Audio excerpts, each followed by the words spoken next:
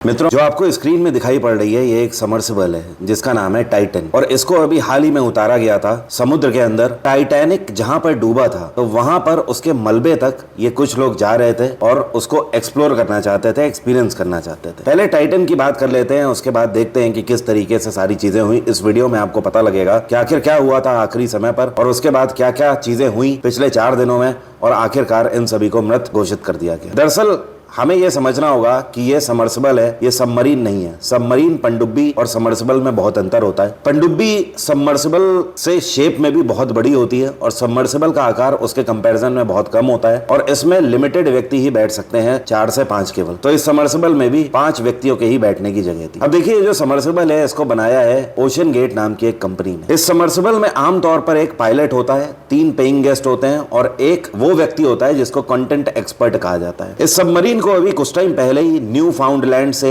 18 जून को उतारा गया था पानी में। न्यू फाउंडलैंड के अंदर सेंट जॉन्स पड़ता है, वहीं से इसको गोता लगवाया गया और जब ये अंदर गई तो अंदर जाने के बाद करीब 1 घंटे 45 मिनट के बाद इसका अपने जहाज से संपर्क टूट गया। उस जहाज का नाम पोलर प्रिंस है जो कि इस सबमर्सिबल को वहां तक ले गया था।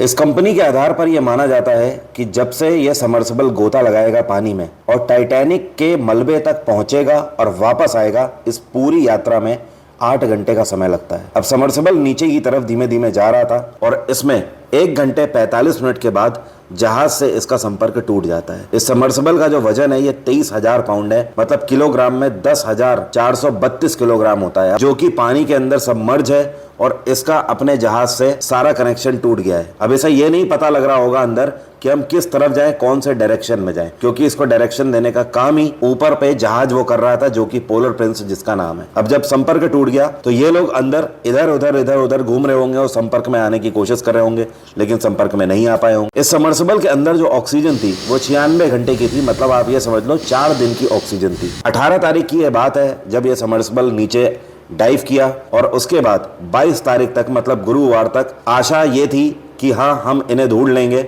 और तब तक एक उम्मीद की किरण थी कि लोग उसमें जिंदा होंगे। अब देखिए, बीच में ऐसा हुआ कि कई सारे देशों ने यहाँ पर अपने एक्सपर्ट्स लगाए हुए थे। अब सोचने वाली बात यह है कि इतने सारे देशों ने रेस्क्यू ऑपरेशन अपना क्यों यहाँ पर परफॉर्म किया, जो कि मरीन डाइवर्स हैं जिन्होंने यहाँ पर अंदर जाकर भी देखा, इवन अपने रोबोट्स भी लगाए। हालांकि इतने अंदर तक डाइवर्स जाके कुछ नहीं कर पाएंगे, रोबोट ही लगाए गए थे। तो उसको समझने के लिए आपको ये समझना होगा कि सबमरीन में कौन से वीवीआईपी पर्सन सवार थे।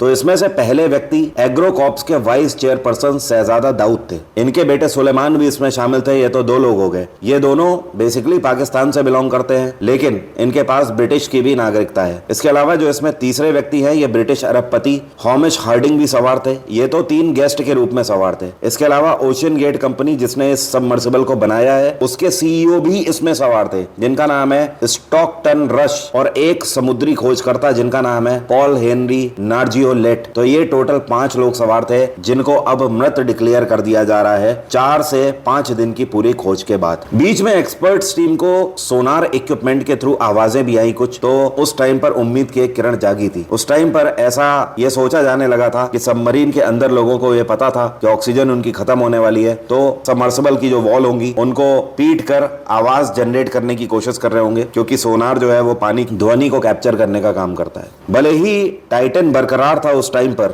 लेकिन उसके अंदर अगले 4 दिनों तक सरवाइव करने की कैपेसिटी थी। सारी चीजें धरी की धरी रह गई, सारी टेक्नोलॉजी भी वैसे ही रखी की रखी रह गई। अभी ओशन गेट एक्सपेडिशन ने ट्वीट किया है और इन्होंने अपनी वेबसाइट पर भी ये बताया है कि ये लोग सच्चे खोजकर्ता थे जिनमें रोमांच की एक अलग ही भावना थी। और खास बात इसकी ये है कि ये जो सबमर्सिबल है इसमें 5 लोगों की कैपेसिटी थी। इसकी डाइविंग कैपेसिटी 13,100 फीट थी, ऑक्सीजन कैपेसिटी 96 घंटे मतलब 4 दिन की थी। इसका वजन 10,432 किलोग्राम था और इसकी टिकट की कॉस्ट $2,50,000 थी। मतलब अगर हम रुपए में बात करें तो 2 करोड़ का एक टिकट था, जिसको कोई आम आदमी तो वहन कर नहीं सकता था। तो ये है वो दुखद घटना।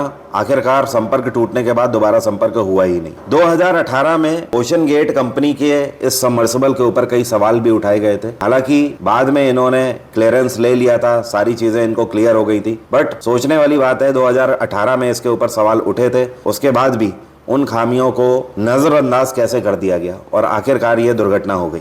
ओशन गेट ने अपनी वेबसाइट पर बताया हुआ है कि इनके पास 3 सबमर्सिबल थी, जिनमें से इकलौती टाइटन ही ऐसी थी जो कि टाइटैनिक के मलबे तक पहुंचने में सक्षम थी। तो अब वो तो रही नहीं, तो अब इनके पास केवल 2 ही सबमर्सिबल रह गई हैं।